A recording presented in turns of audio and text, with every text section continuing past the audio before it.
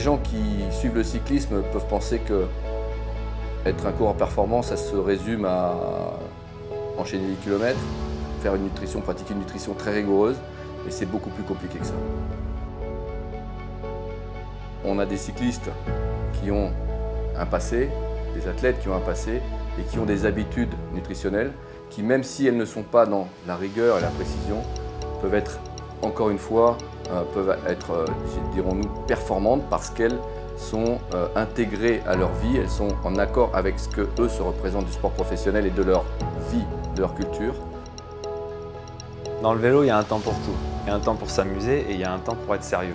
Donc le vélo, ça impose beaucoup de rigueur dans sa vie, dans son assiette et sur son vélo. Donc cette rigueur, elle me permet d'être en forme, d'être bien sur mon vélo et forcément d'être performant par la suite.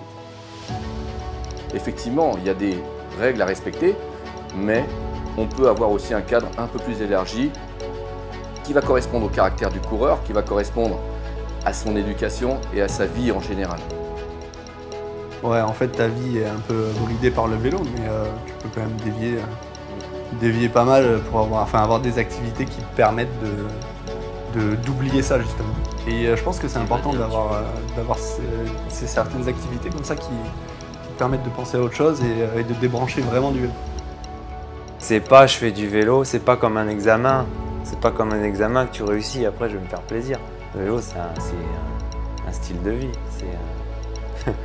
C'est un style de vie, c'est une vie, c'est ta vie le vélo. La rigueur que tu t'imposes, c'est pas une contrainte. Après, quand tu es en période de vacances, c'est différent. Le vélo, tu le laisses un peu. Et puis là, tu vis comme une personne normale.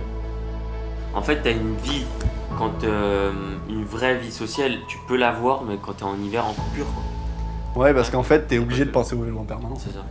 Et puis après, si tu sors, forcément, tu vas manger pas trop bien, tu vas te coucher un peu trop tard, du coup, tu vas pas bien récupérer et tu vas te dire que c'est pas bien.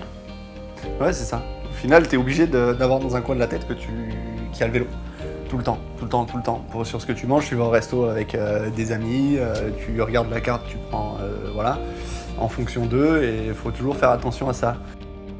Les coureurs de nouvelle génération, les jeunes coureurs, on a beaucoup de difficultés à les garder dans ces rigueurs diététiques et dans les filières à respecter pour que l'organisme soit performant. Toutes les restaurations rapides sont aujourd'hui très compliquées pour nous à maîtriser. Quand les coureurs rentrent chez eux, quand ils ne sont plus avec nous, quand on est à l'hôtel en stage, quand on est en course, c'est beaucoup plus maîtrisable pour nous. Mais quand ils rentrent chez eux, effectivement, ils peuvent se lâcher. Plat préféré, je pense, ça doit être une pizza. Une bonne pizza. Ouais. Une pizza. Voilà. Ah, je dirais plutôt un dessert où je suis sûr que c'est tarte citron meringuée. Ouais. Le sport professionnel, c'est pas que de la rigueur, que de la frustration. Il faut être frustré parfois pour être plus fort, mais le plaisir doit être aussi quelque chose qui doit rester important dans l'esprit de l'athlète professionnel. Et je pense que s'il n'y a pas des moments où on peut se lâcher et où on peut aussi se faire plaisir, le résultat n'y sera pas. Ouais, il s'accorde souvent des petits plaisirs sur les gâteaux. Mais bon, ça lui réussit pas mal parce qu'au Luxembourg, à la veille de gagner son étape, il a mangé plein de petites vachettes Milka. Et du coup, le lendemain, il a gagné. Donc même quand il se fait plaisir, le lendemain, ça lui réussit bien. Et conscient qu'à un moment donné, on doit penser à redevenir rigoureux et revenir dans les filières à respecter.